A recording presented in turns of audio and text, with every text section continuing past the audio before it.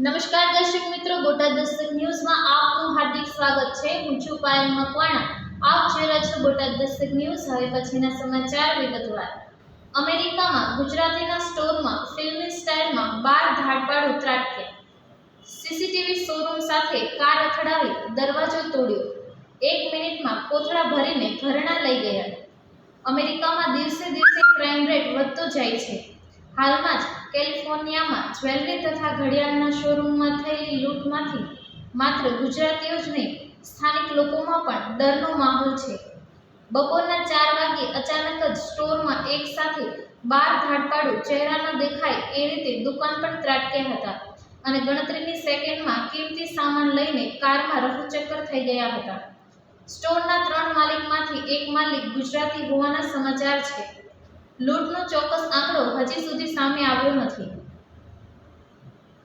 1 જુલાઈ south કેલિફોર્નિયાના આર્ટેસિયાના 2 આરોપીઓ આવેલા અંબર જ્વેલર્સમાં ચોરીની ઘટના બની હતી.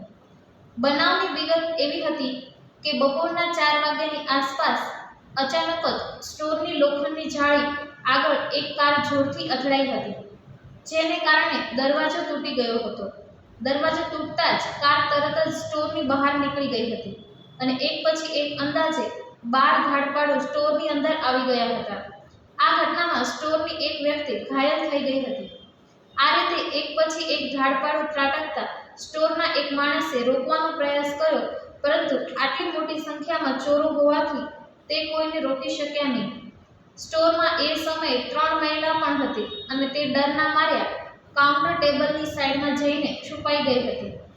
લૂંટ કેટલાની થઈ એનો ચોક્કસ આંકડો હજી સુધી સામે આવ્યો નથી.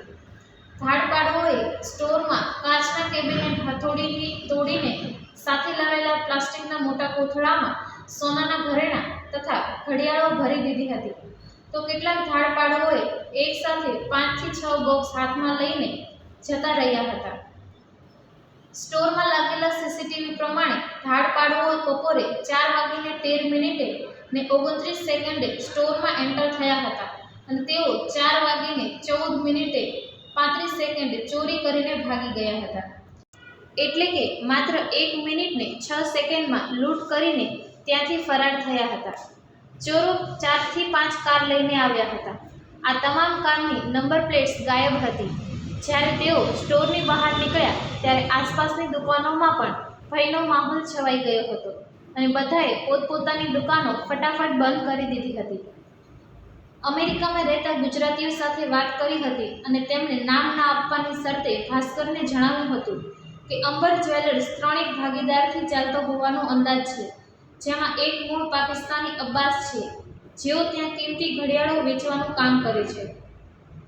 બીજા ભાગીદાર ગુજરાતી છે અને તેઓ ત્યાં સોનાના ઘરેણાં વેચે છે અને ત્રીજો ભાગીદાર અમેરિકન છે, જે સ્ટોરના માલિક સલામત છે, પરંતુ તેઓ આ ઘટનાથી હેબતાઈ ગયા છે અને તેમને પણ અંદાજ નથી કે આખરે કેટલું નુકસાન થયું છે. અલબત્ત રાહતની વાત એ છે કે લૂંટેલી કેટલીક ઘડિયાળોમાં જીપીએસ સિસ્ટમ ચાલુ હોવાથી એ ટ્રેક થઈ જશે. સ્થાનિક ગુજરાતીઓએ વધુમાં વાત કરતાં કહ્યું હતું કે આ આખી લૂંટ આયોજનબદ્ધ રીતે કરવામાં આવી હતી. 2 કાર સ્ટોરની સ્ટ્રીટને બ્લોક કરીને ઊભી રહી હતી. ગુજરાતીઓ માને છે કે અમેરિકામાં આ પ્રકારના ગુનામાં કડક સજા પણ થતી નથી. હવે અમેરિકા પહેલાં જેવું રહ્યું નથી. અમેરિકા ધીમે ધીમે થર્ડ વર્લ્ડ કન્ટ્રી જેવું બની રહ્યું છે. લેકવુડ શરીફ સ્ટેશને આ ઘટનાને ગંભીરતા લઈને તપાસ શરૂ કરી છે. તેમણે સ્થાનિકોને અપીલ કરી છે કે તેઓ આ ઘટના અંગે કંઈ પણ જાણતા હોય તો આ નંબર 562-623-3500 નંબર પર ફોન કરીને જાણ કરે. ઉલ્લેખનીય છે કે 29 જૂનના રોજ કેલિફોર્નિયાના સનીવેલના 1000 બ્લોક ઈસ્ટ EI કેમિનો રિયલમાં આવેલા જ્વેલરી શોરૂમમાં બપોરે 2:45 ધાડપાડુઓ ત્રાટક્યા હતા અને ચોરી કરીને ફરાર થઈ ગયા હતા. સ્ટોર માલિકને સામાન્ય ઈજા થઈ હતી. કેલિફોર્નિયામાં આ રીતે જ્વેલરી સ્ટોર લૂંટવાની ઘટના વધતી જાય છે. આ પહેલાં 30 માર્ચે ચોરોના એક ગ્રુપે સનીવેલના બીજા એક જ્વેલરી સ્ટોર પર હુમલો કરવા માટે ચોરેલી કારથી અંદર ઘૂસવાનો પ્રયાસ કર્યો હતો, પરંતુ એક કર્મચારી બંદૂક સાથે આવતા જ તેઓ ખાલી હાથે ભાગી ગયા હતા. એ જ રીતે 20 જૂને ડબલિનના એક જ્વેલરી સ્ટોરમાં ચોરીનો પ્રયાસ થયો હતો, જેમાં ચોરોએ મુખ્ય દરવાજો તોડવા માટે ચોરેલી કારનો જ ઉપયોગ કર્યો હતો.